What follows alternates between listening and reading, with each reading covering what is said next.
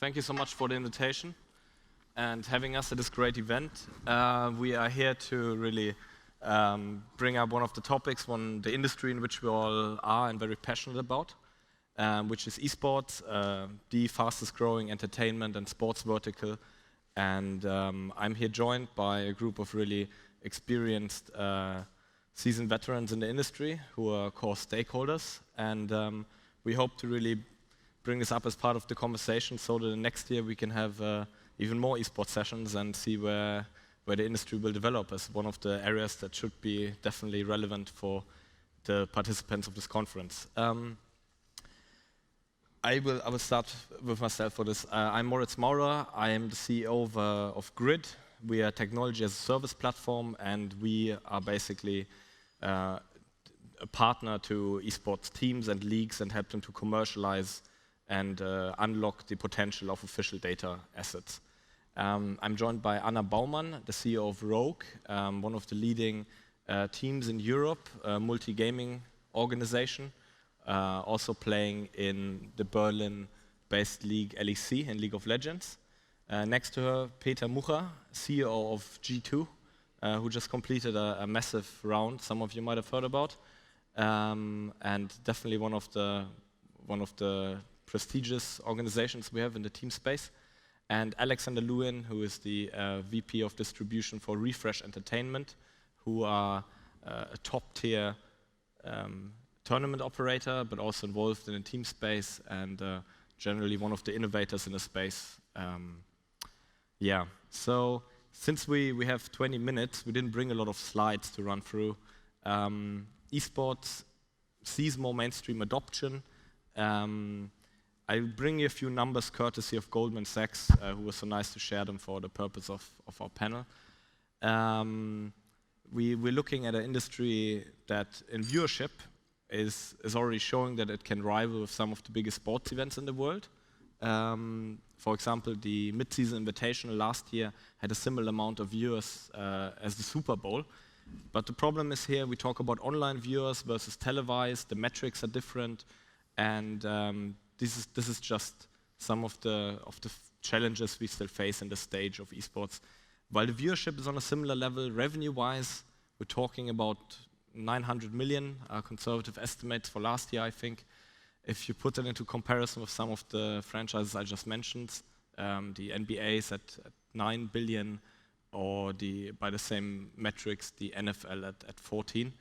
So on a revenue per fan basis, there's definitely a lot of room for improvements. That being said, valuations, we're looking at esports as a whole at a 5 billion by the end of 2021. That again compared with the other franchises here is $80 billion industries. But that being said, the growth trajectory is there, and that's why I think it's relevant.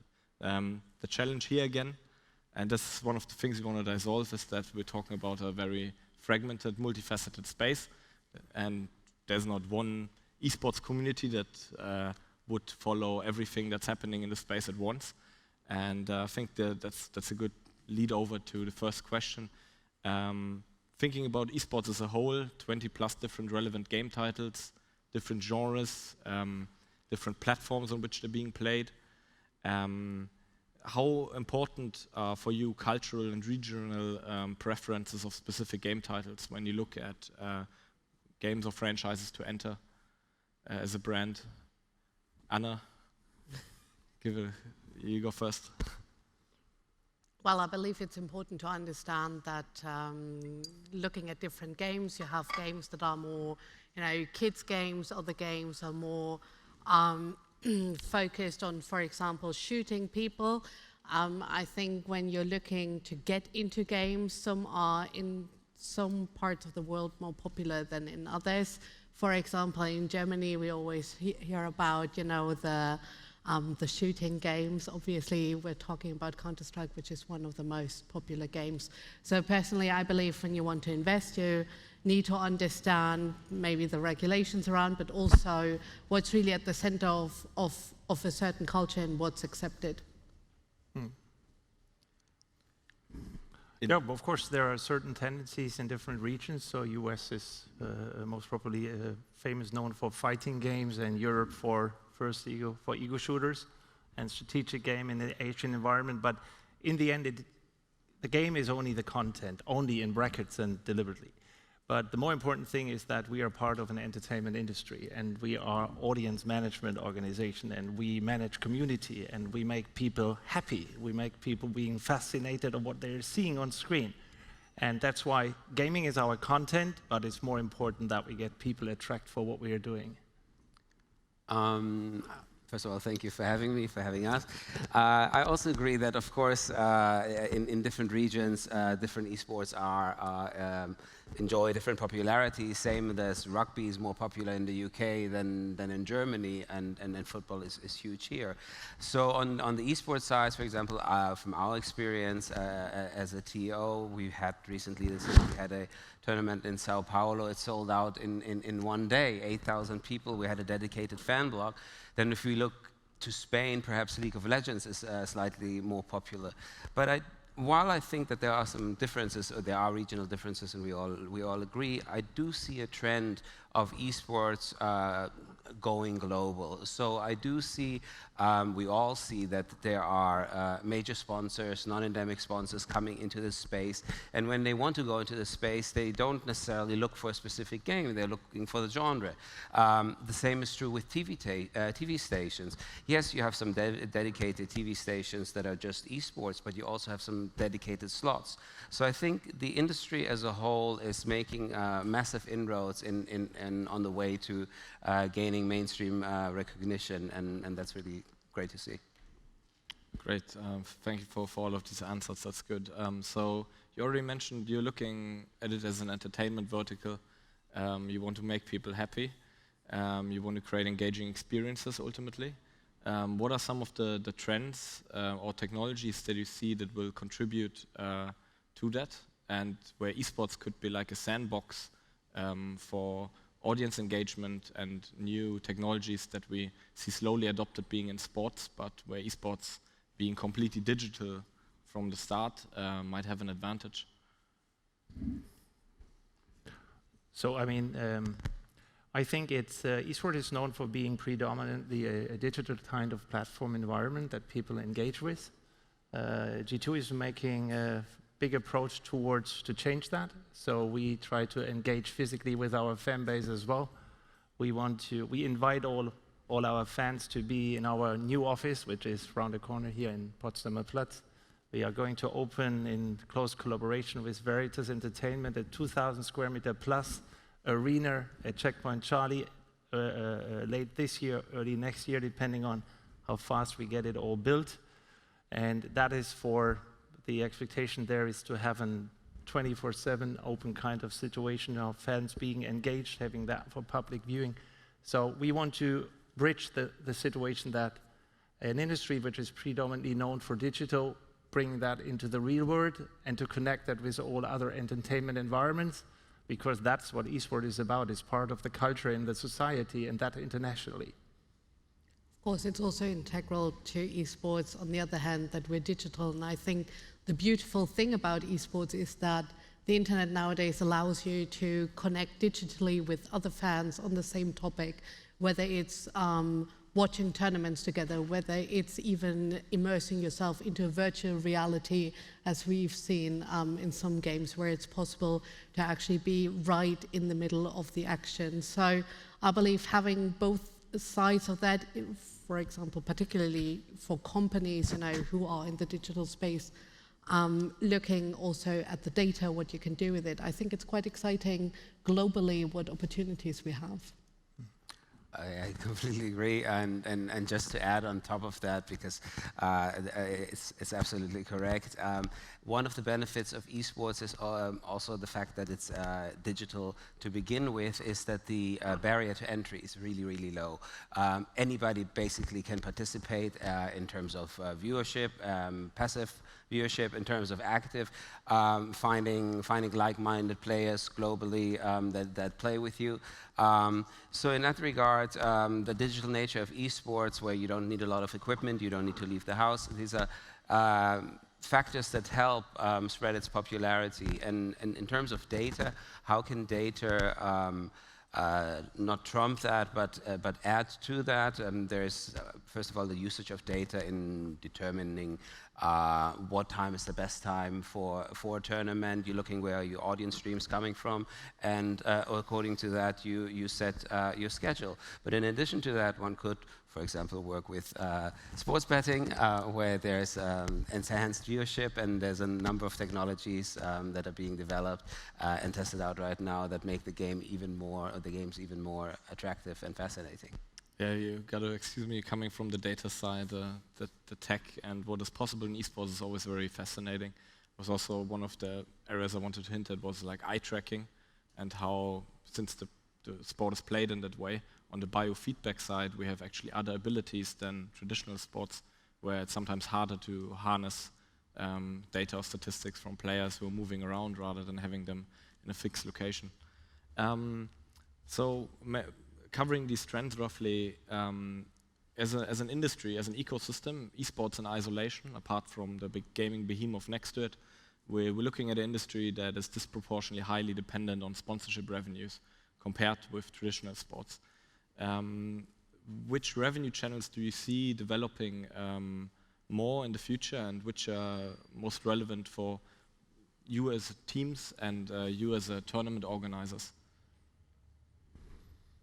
Well, I might as well start. So, on the one hand, as you said, we're highly dependent on sponsorship revenue, but I think looking at ancillary services, but also where the broadcast of big events goes currently, we're looking at online platforms, mostly Twitch and YouTube, but it becomes also quite apparent that others in the space are teaming up to, potentially provide more revenue on that side. Please go. Thank you. Well, you're quite right. At the moment of the billion or so that is being generated in turnover this year, which, by the way, is above 20% year-on-year growth, which is also phenomenal for anybody who wants to invest in the space or go into the space. The big chunk of it, of revenue, comes from sponsorship.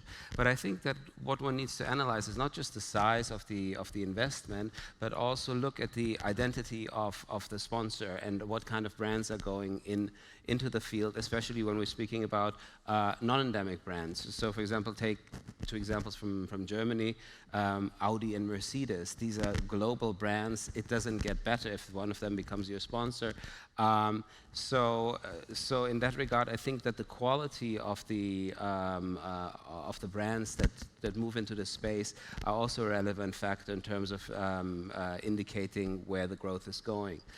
As far as broadcast is concerned, I think that's the metrics which is growing the quickest. We at RFRESH for Blast Pro, we broadcast in 130 TV territories. Globally, in addition to our online presence, we are available in 18 languages, from Vietnamese and Chinese and Russian to German, French, and Italian, and 13 others. So in that regard, I think it's also important to note and to look at which are the broadcasters that are moving into the space. So in Germany, for example, it's ProSieben, one of the major broadcasters in this territory, Globo in Brazil, NBC or Turner in the US. And I think that the quality of the brands, of the investors that are moving into the space are really an indication of the growth that we will see in the coming years. So I honestly wouldn't know which one to pick, which revenue stream to pick in terms of best potential to grow. All of them will grow. There is not one single person on this planet who doubts that this is going to happen.